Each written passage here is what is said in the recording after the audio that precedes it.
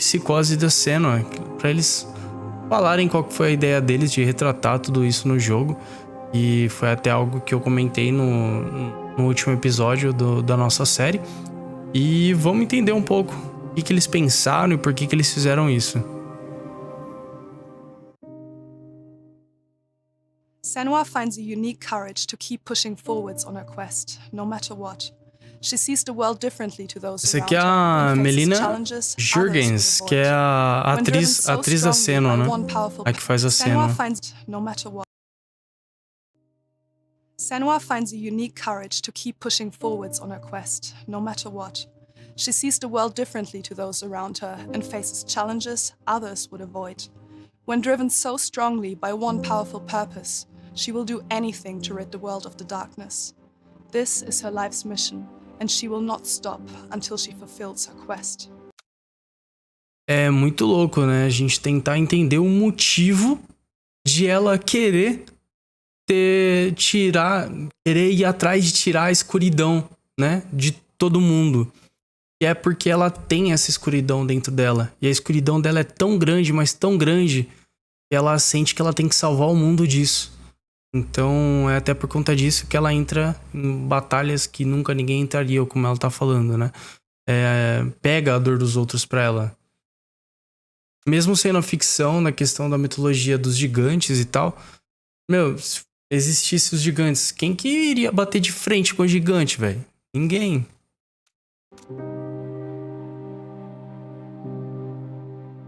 My name is Eddie, and I have lived with psychosis for most of my life. To me, psychosis means living in a different reality. A reality that isn't shared with other people. Often living with psychosis is dark and miserable. While experiencing psychosis, I've got to hear the voice of God, the opposite, seen and spoken with angels, and been to hell itself. Recovery college and peer support really did turn my life around. I thought I would never get better, and yet here I am. Eles trouxeram uma experiência real, né? Do que é o exemplo do Ed, e mostrando que ele conseguiu se recuperar, né? Ele conseguiu superar isso indo atrás de ajuda. Então, se você conhece alguém que tem esse tipo de problema, ou se você tem esse tipo de problema, é muito importante ir atrás de ajuda. Não só esse, mas diversos outros problemas psicológicos. E nada é fácil conseguir superar sozinho. Vícios, problemas psicológicos, tudo isso precisa de um acompanhamento de um profissional, alguém que vai poder tornar a sua trajetória de recuperação muito mais fácil. E com certeza é um tipo de decisão e você não vai se arrepender.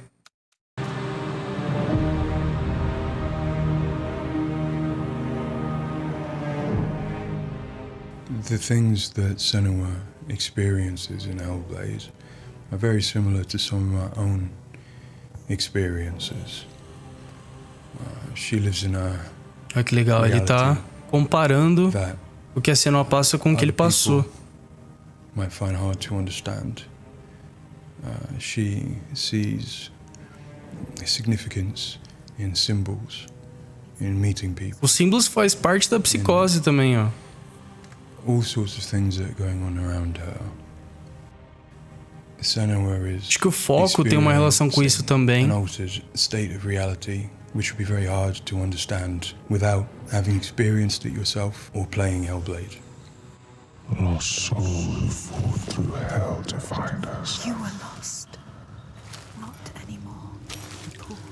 Are you ready for what you will find here? It's difficult saying that it's an illness, that it's not real. Of course, to me, it is. And of course, to Senua, it is.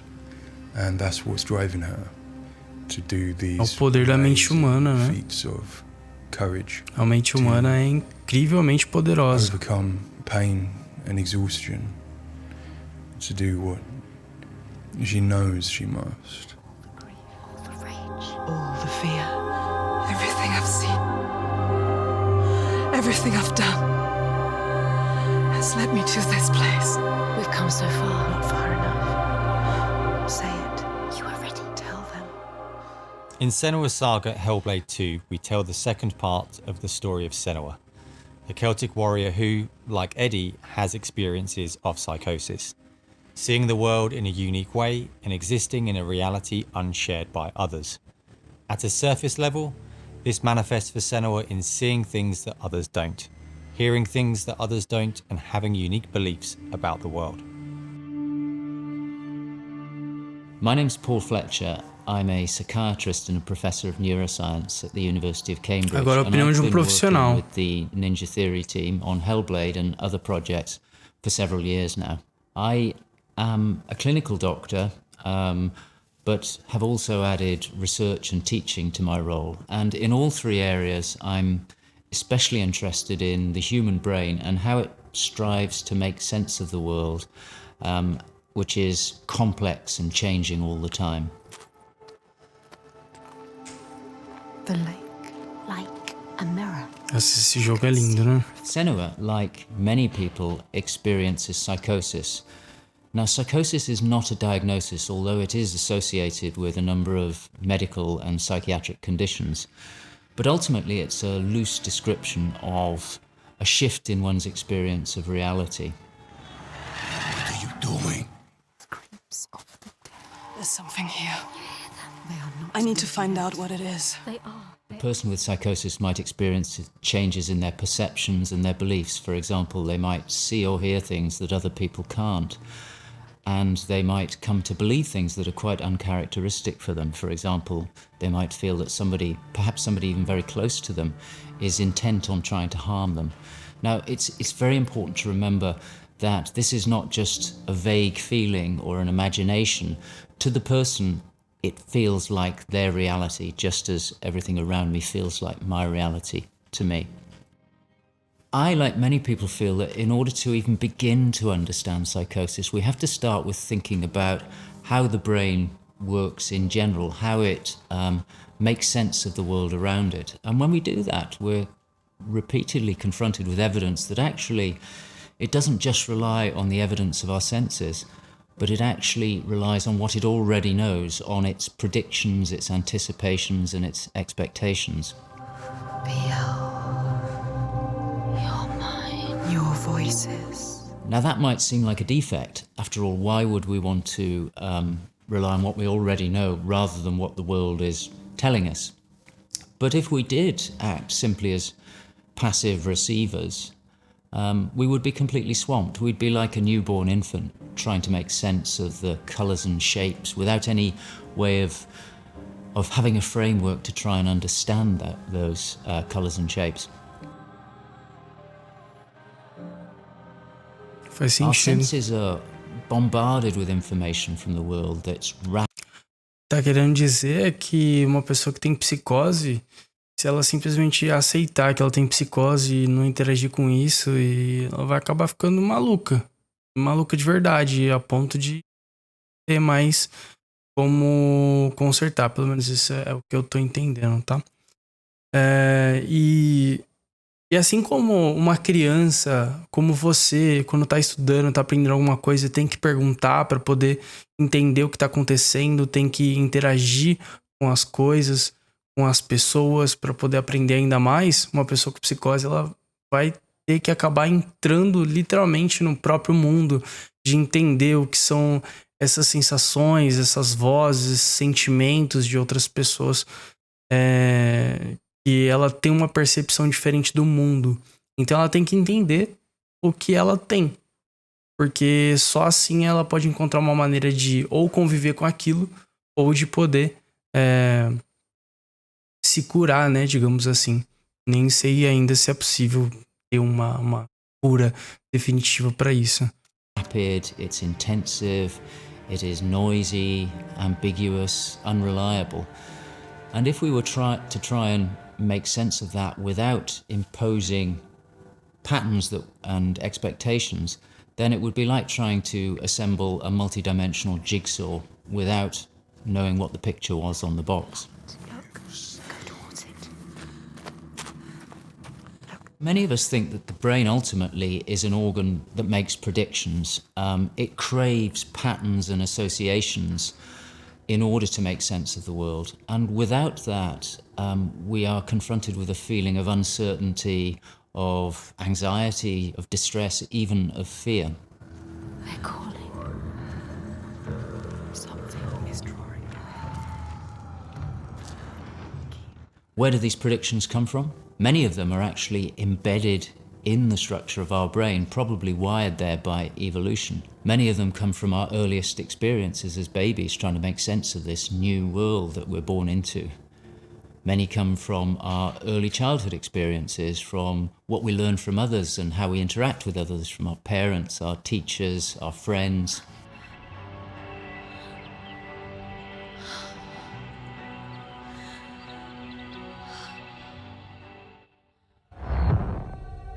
Tudo pra Senua começou, na verdade, quando ela já era um pouquinho mais velha, né? Ela conheceu o Dillian, levou o Dillian pra conhecer o pai dela. E aí ele rejeitou e aconteceu tudo que aconteceu com a mãe dela e tudo mais. E aí foi aí que despertou, né? Have a feeling that we're directly in contact with an objective reality.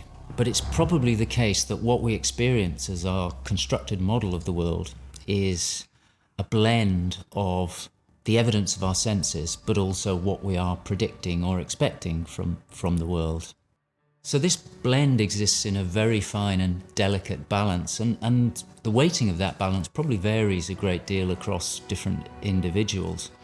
But crucially, this balance is what determines how we experience and interpret and act upon the world. And some of them are embedded in shared experiences with others, our society, our culture, our arts, even our religions and our mythologies. So for the most part, this works very well for us and enables us to make sense of the world. But it's also, being a delicate balance, it can be shifted, and it's very easy, even under the most normal day-to-day circumstances, to deviate from objective reality. A good example of this is the hollow mask illusion. All of us are familiar with a mask. We know that it depicts a face and that the inside is hollow. But when we see the mask rotating round and we see the hollow side, there is a deeper prediction, probably embedded in our brain, that facial features tend not to be hollow, that they stick out. And this deeper prediction can override our knowledge that the mask is hollow and make us actually perceive Foi por isso, the face inclusive, as que eles sticking out of usaram us, a despite what we a know, máscara deeper no predictions will primeiro, né? override this. Que existe essa teoria. So for me and many in my field, perceptual illusions like this, which are very common, are really interesting because they tell us something fundamentally about how the brain is making sense of reality using its predictions. But more than that, for me, it's very interesting because it begins to give us a sense of how psychosis might begin to emerge. Psychosis is this experience of an altered internal construction of one's reality. And it seems feasible that this is dependent upon this balance I've talked about between predictions and evidence. And it is probably the case that some people tend to weight their predictions more heavily. This, in many circumstances, is advantageous because it means that they can discern patterns and associations that perhaps other people can't. But if that balance was shifted further by different circumstances, then it may well be that they begin to construct a reality that doesn't accord with the world around them.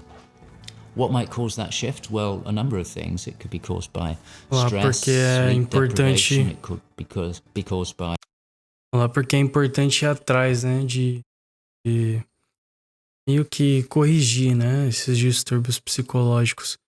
Que isso pode dar efeitos permanentes, né? A pessoa pode acabar literalmente confundindo a realidade com aquilo, a percepção dela sobre a realidade. E aí começa, né? Privação de sono, distúrbios neuroquímicos que ele tá falando assim, doenças também, aos pontos que ele tá falando agora. Não é possível você só ter e querer conviver com isso o resto da vida. Não é uma alternativa. A melhor alternativa, claro, que é ir atrás de um profissional para poder se tratar. Illness, neurochemical disturbances. It's also the case that our experience will change how we predict things. So a very profound experience, for example, of trauma, could powerfully change the way in which we make predictions about the world and shift us from this delicate balance into a state of psychosis. In the case of Senua, we know that from an early age she was able to discern patterns and associations that perhaps other people couldn't. And on top of that, her childhood and adolescence had a number of traumas in it. Her father was abusive and he accused her of being the cause of evil and darkness.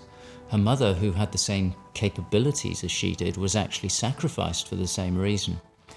And in addition, her village was attacked by Vikings and her lover was brutally killed. And it's possible that all of these traumas would act on her natural tendencies to topple her into this psychotic experience that is depicted in Hellblade. With every defeat, the dark rot will grow and soon it will take her soul.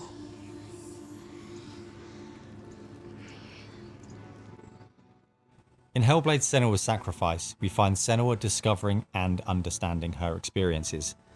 They're relatively new to her, and the pain and torment feels at its most acute. Having travelled to a new place, with a mind full of her trauma and truth stories of the Vikings, she embarks on a journey of coming to terms with what has happened in her life. Ultimately, rather than finding the unachievable certainty of rescuing Dillion, she achieves certainty in the realisation that Dillion is gone forever.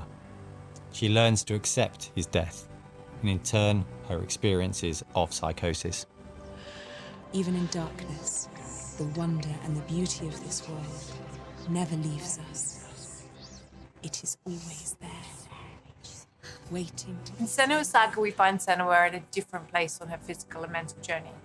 Empowered with the sense that she has overcome her own darkness, she's now compelled to follow a new quest, to save her people from that same darkness. You smell their fear.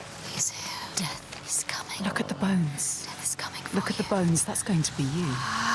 That's going to be everyone. In Sacrifice, Senua's psychosis is acute and all-consuming. She is preoccupied and absorbed by her experiences. To some extent, she is enveloped and enslaved by the darkness. She cannot ignore her voices and visions. She's totally committed to the quest within her altered reality. In Saga, there has been some resolution to this. There's no miracle recovery. She still experiences the voices and visions. She still has a changed reality. But the balance of power has shifted. She is the one who is able to be in control. She's able to resist and challenge the voices. She's able to make decisions that much more clearly reflect her own goals. I see through your lies. Então, o que dá a entender, não existe muito bem uma cura, mas sim você aprender como lidar com isso, como conviver com isso, né? Sem se imergir totalmente nesse novo mundo. Mas na verdade você tem que aprender a escutar as vozes, mas sabendo que você está no comando. E não confundir as coisas. Parece que também há visões, que é um dos efeitos da psicose. E é como se os nossos pensamentos tomassem uma forma de um ser que fica toda hora palpitando na nossa cabeça. Pelo menos é isso que eu tô entendendo do que se trata. Então imagina que eu tenho um outro Vitor que tá dentro de mim falando o tempo todo. são os meus pensamentos, mas na verdade é o Victor falando ao invés de ser um pensamento aleatório. Como pessoas que não têm psicose, é algo que ela mesma pensou.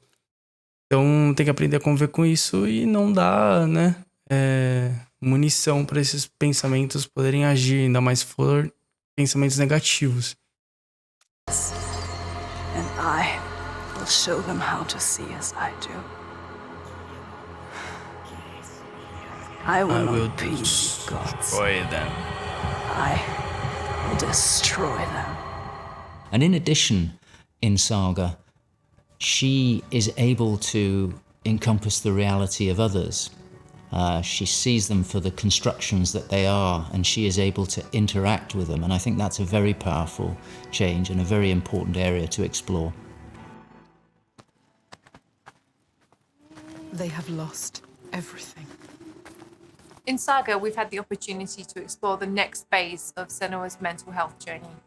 One where she's come to a place of understanding, but where she and us as creators have new challenges to overcome. Where Senua's belief system will clash with that of others. Her experiences will play out in the presence of people who don't share her perspective. And where she feels a new sense of power in being chosen for the quest, but also a new weakness, bowing underneath the weight of responsibility that sits on her shoulders. Wait.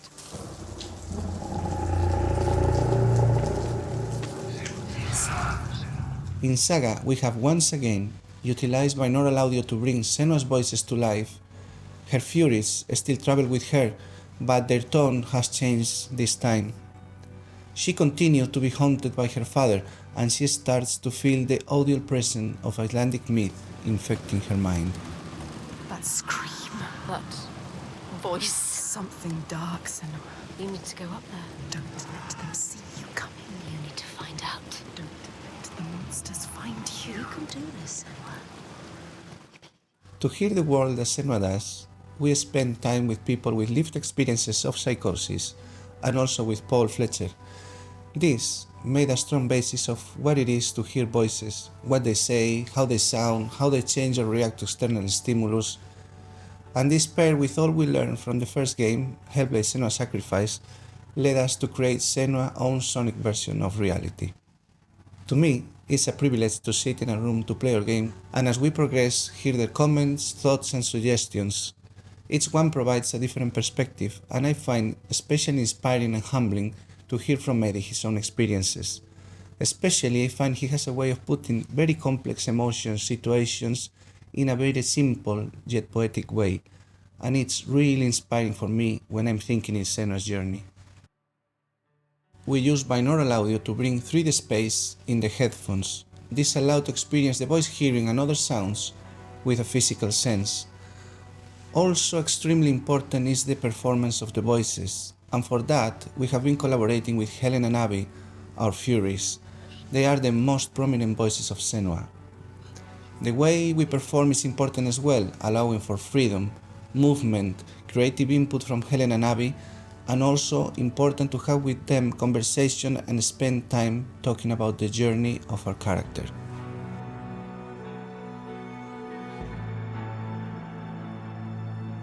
There is a lot of time gone into experimentation, so every sound in the game is connected in some way with the emotion that Senua is experiencing as she travels through Iceland, from the sounds of the nature to some of the musical moments.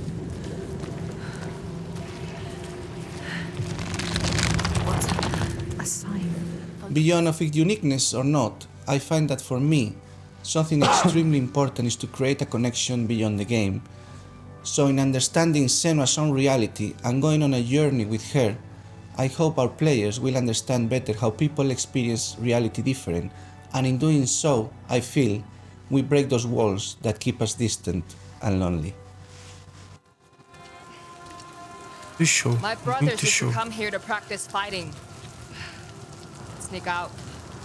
Follow them. For Saga, in order to bring Senua's experiences of hallucinations to life, it was very important for us to listen to people's real lived experiences.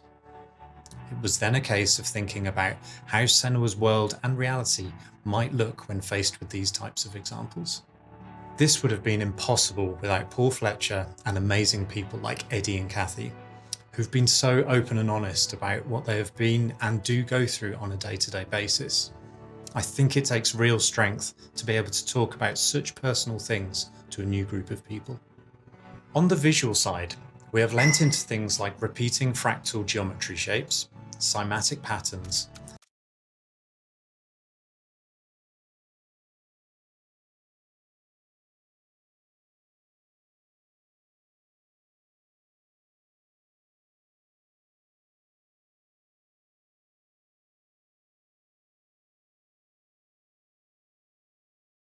with lighting and post-processing changes to all help reflect the current feelings of Senua.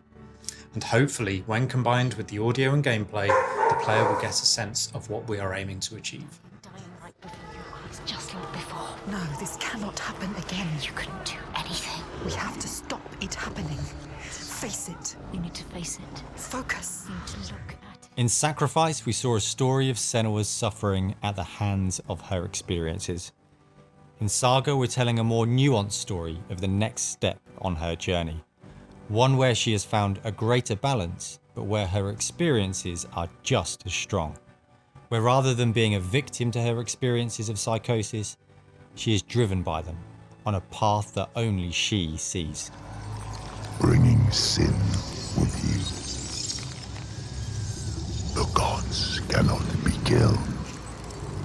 One thing that I find very exciting in Saga is that there's an attempt to explore something that is really neglected in my field, which is the experience of a dual reality that some people have. People who have had Senua's types of experience have spoken to me about this feeling that they have their own reality, but they also recognize the reality that others experience, and it can be very confusing, it can be disorientating. And it's exciting to me that the game contains an explicit attempt to portray this experience of dual realities, and I think it'll be very interesting to see how people respond to that. It's amazing what has been done and what's been portrayed. I think it's really difficult to turn words into what other people might be seeing, but I think I'm always blown away by what Ninja Theory come up with for their games, and I'm really stunned at the quality of the things that she sees and the sounds of the voices that she has. I think they're pretty realistic. She's getting closer. Yes, she can feel it. I hope that the game will help people who maybe don't understand psychosis or don't know very much about it to start with. I think by experiencing some of what they will do in the game, I think it brings to life a little bit of what it's like to have psychosis. And I think hopefully people will learn from it. Now I'm working as a peer support worker, and what that means is that in my case, in the job that I have in my role, it means that I go to see my people, to see my peers. We talk about how things have been, the way that Hellblade has captured the experience of psychosis is nothing like I've ever seen before in terms of its realism, in terms of its fairness to people like me.